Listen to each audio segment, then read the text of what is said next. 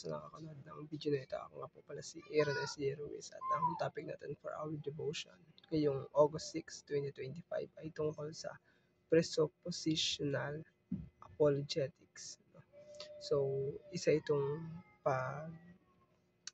paraan sa kung paano natin madedepensahan yung ating pananampalataya. Pero dito sa ating devotion na to ay kung paano natin i-share sa ibang tao kung ano nga ba yung ating pinaglalaban na pananampalataya. So dito matatagpuan natin ang ating verse sa Hebrews chapter 11 verse 1 to 3. Ang sabi dito, ngayon ang pananampalataya ay ang katiyakan sa mga bagay na inaasahan, ang paninindigan sa mga bagay na hindi nakikita. Tunay sa pamamagitan nito ang mga tao noong una ay tumanggap ng patotoo. Sa pananampalataya ay nauunawaan natin na ang sanlibutan ay nilikha sa pamamagitan ng salita ng Diyos.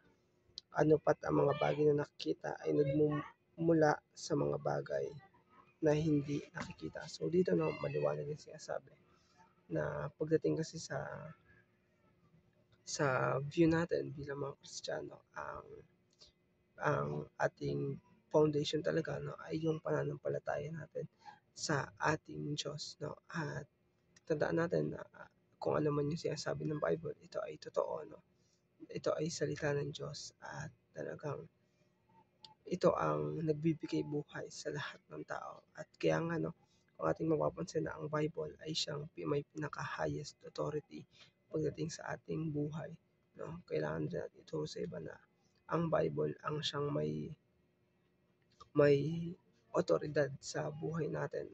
Kumbaga, tayo yung sinasalamin ng Bible. Tayo yung nakapaloob dun sa Bible at hindi lamang yung Bible yung ating binabasa. Hindi ganun lamang yung maging thinking natin pagdating sa Bible. At sabi nga rin na the Bible interprets people and the world. So ibig sabihin kung yung Bible ay may authority sa atin, nangangahulugan yun na alam ng Bible yung mga kahinaan natin, yung kalakasan natin, at bilang tao alam naman ng Diyos ang kahinaan natin. Kaya nga ina-interpret tayo ng Bible, yung mga tao di sa mundo at miski ang mundo.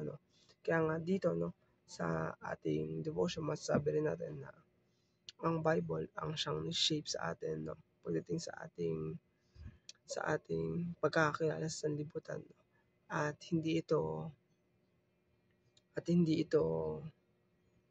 kumbaga sinulat lang para sa mga babasahin lang, kundi ito ay nagbibigay ng daan upang tayo ay makakilala sa ating Diyos at matransform ang buhay ng bawat mga babahagi na natin ng ganitong